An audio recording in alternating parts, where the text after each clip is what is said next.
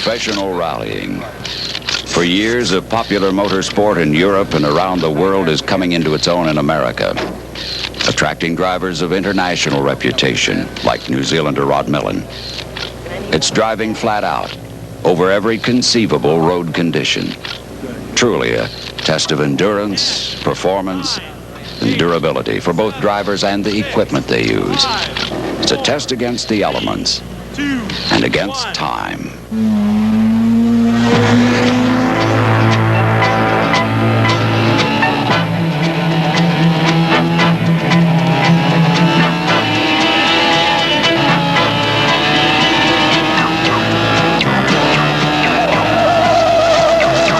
Racing against time is so much harder than racing side by side against your fellow competitors. At times you feel you're going very competitively and you get to the end of the stage and you check your fellow competitor's stage times and he's beaten you by quite a lot. At other times it's the dead reverse. With this rally it's going to be so much different to what the normal national events are that are normally held in this country. Being a longer event, I would figure that John Buffum, Hendrik Block, John Woolf and myself are more used to these style of events.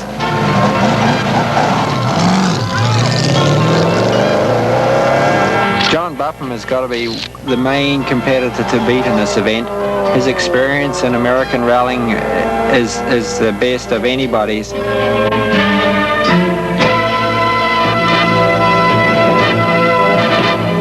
John Woolf is another one that'll be there right to the finish.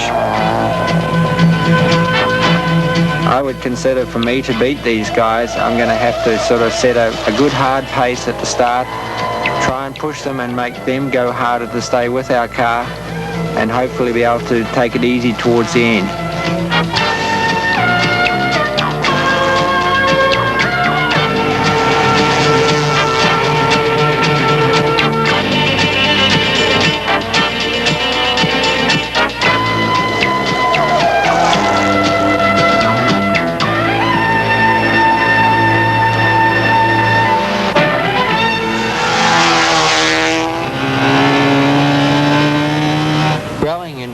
There's so much difference to rallying in Europe. In Europe we get a chance to practice the roads and go over several times. The navigator normally reads out notes that we make during our practice so that when it comes to the event we're very well tuned into the style of event we're going to be running. In America we drive those roads blind. We've never been over the roads before, so it calls for a different type of technique. This is one of the biggest secrets in rallying, anticipating on what's going to come up. Instead of going across the crest at 10 miles an hour, you'll get an idea before you get there, and you should be able to go across it at 100 miles an hour. We need some bit of gas. How much gas do you want to run for a circuit?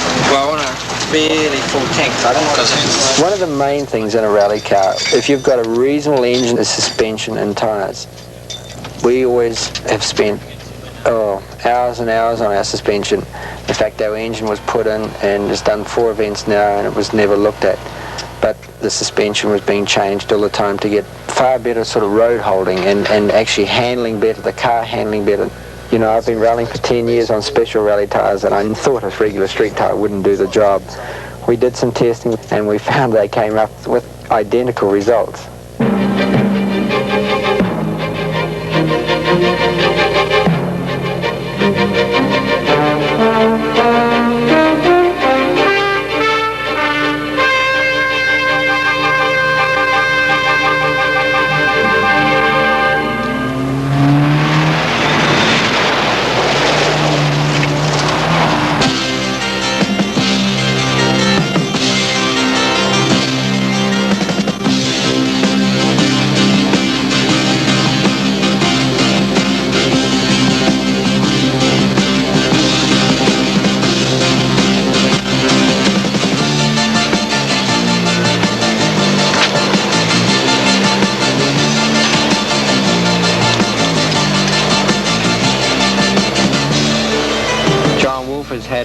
Also had some problems and is back a bit, but I'd say he'll be slowly moving up through the field. What are you going to do on this next stage? Instructions on the next stage? Try to beat you without trying. Have you had Yeah, I see. Yeah. Did you get much snow in that last stage? No. Well, we're quite lucky because John Buffum passed us, and then we followed him for 80 k's. And every time he was hitting the brakes, and it wasn't a real big bump on the road, we just kept it flat, and we'd catch up to him again. We changed the lower control arm, which we'd also bent, and got back in. The next stage, we went off course because it was a marginal instruction, let's say.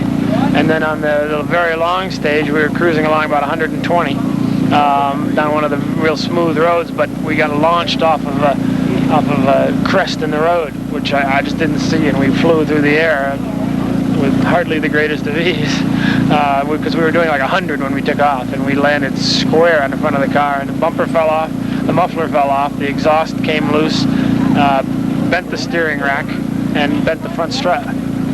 So we stopped for about 4 minutes to just sort of see if we could continue, and we trucked on to the end with the steering really tight, and then we replaced all the parts the next service.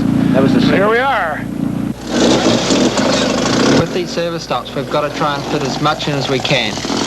Especially now that we've been rallying all night, everybody's starting to get real tired, and it's very easy to make a slight mistake or forget to check something. Something like this happens, we can be eliminated from the event just that easily.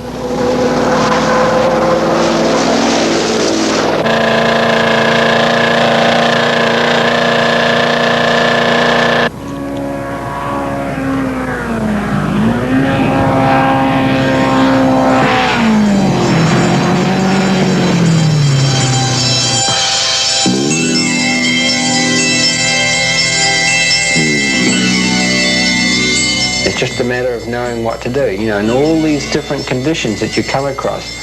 You learn something new all the time. And some of the more experienced drivers, guys that are, 10 years older than myself, have got all that knowledge stored away, so as to speak, in their little wee computer.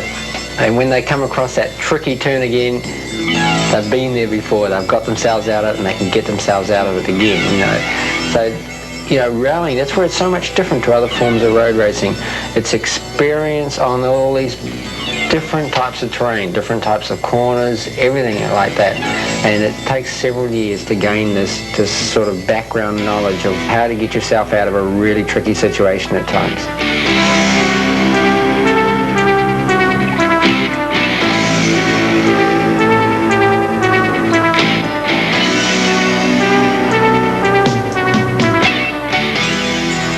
Rallying to me is the most challenging of all motorsports. A rally driver has to be very adaptable to take in all the types of conditions you might encounter on a rally. It might be wet, slushy snow at the start of an event, then end up with real dry and dusty at the end.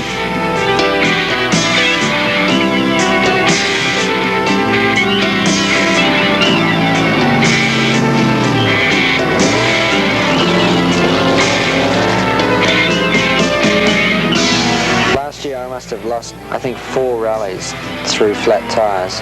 During the season we had approximately 30 flat tyres, and we were running special rally tyres. Okay, I got a lot of practice at changing flat tyres, but I don't really think that's what I'm there for. This year we decided that we would go for a tyre that's a lot stronger and lasts the distance. This year we haven't had one yet, and we must have covered nearly 2,000 miles of special stages.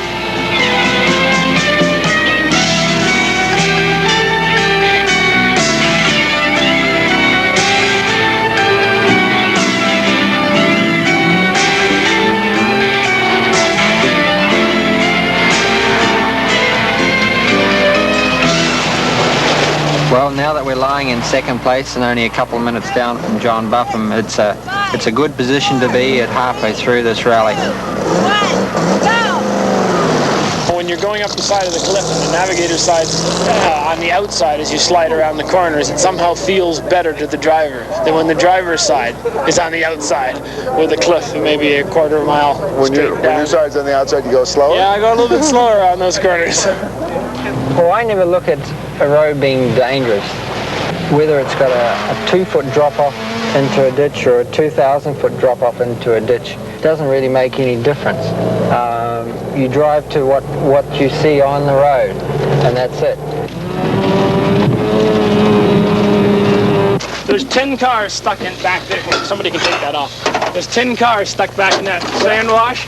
And we came down, and a couple of them pointed us the right way. We came at Van Nuchter, and they're all in the middle. And I made another decision, went up sort of over a mound, up over one of these berms, up onto the road, and back down, and luckily shot across the sand wash the other way and right through. Rod left before. He headed back to service, got halfway there, realized that he didn't think he could find it, came back and took off. So he's got no gas, no tire change. No gas, no tire change. Plus, he had a short service, if you can call it, not even a service. Block knows all the facts. He had the opportunity to go back. It seems like the difference will be whether they can take a long service or take a. Where's this? I know what I'm wondering is Millen gonna run out of gas? There's no way. We don't know.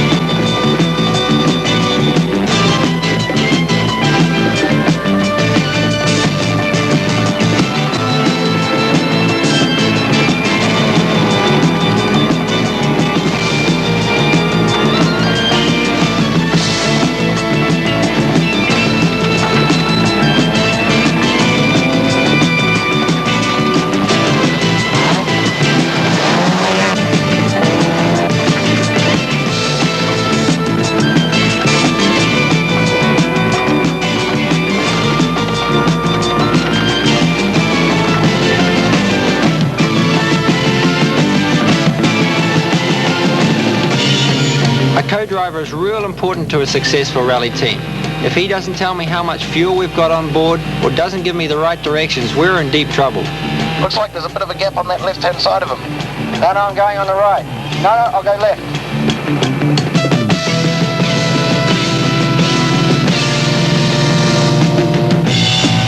Okay, we've got 4K to the next instruction.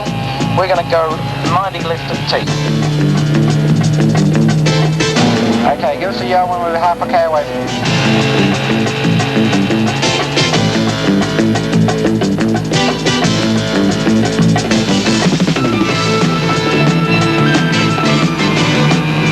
Left should be coming up 0.5, 4, 3. I got it.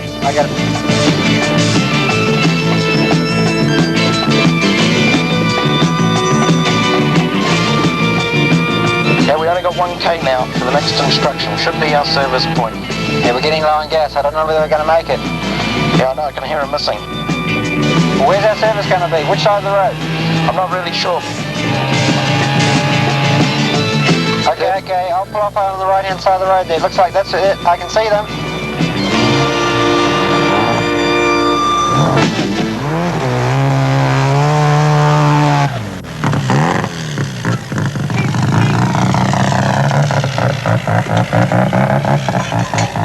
We're going to go as hard as we can now. The only way we can beat them is start catching them in stages. Buffum's had problems and has had to stop for repairs and that new front suspension, so it's dropped maybe 30 minutes.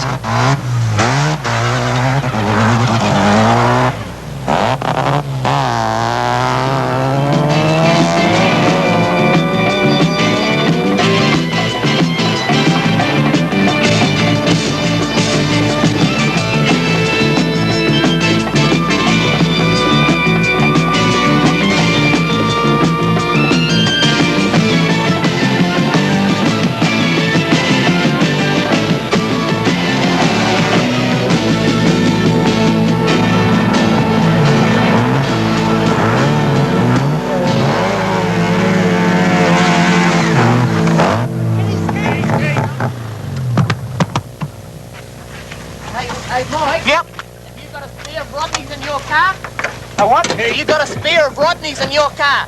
Yep. Can we put it in our boot? We've got a puncher before the stage started. Come on. Only 5.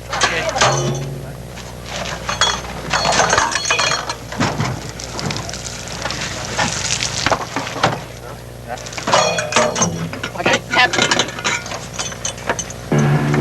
Right, go. See ya.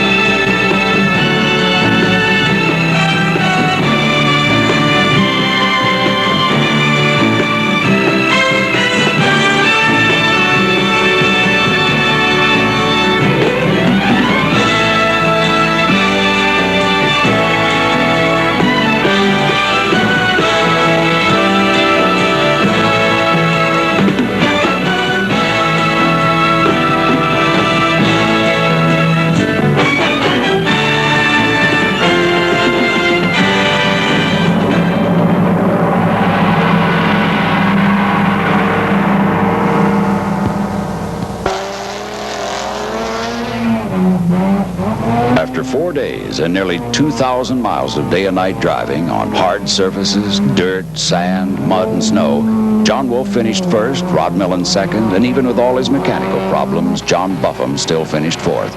All three were on regular street tires, BFG's TA high-tech radials.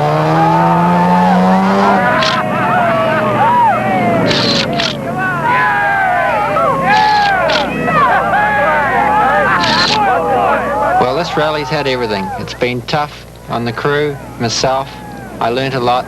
We're really looking forward to the next event now. I know that what we learnt in this rally will help us through the rest of the season.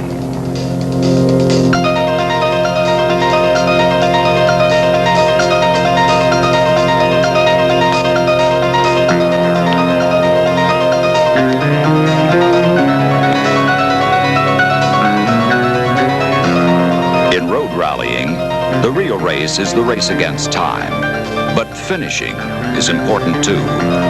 And during the 1980 season, the tires that stood the test speak for themselves.